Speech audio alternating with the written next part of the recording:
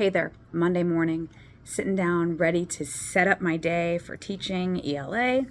And let's see, I look at my lesson plans and it says, use teacher's manual page 119 to 134. Literally, that's what it says. Use teacher's manual page 119 to 134. That's all I wrote for my lesson plans. Okay, let me look in my teacher's manual. Okay, let me turn to page 119. There we go, 119. I'm going to flip this camera around so you can see what I'm working with. Here we go.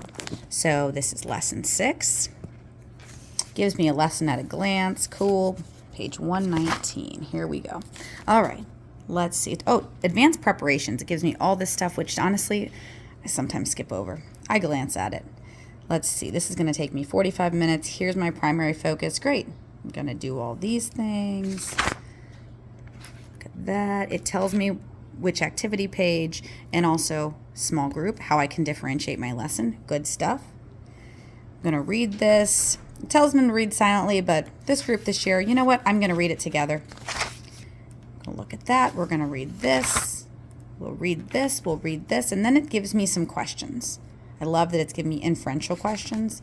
It tells me literal or inferential. There's more questions for me to ask.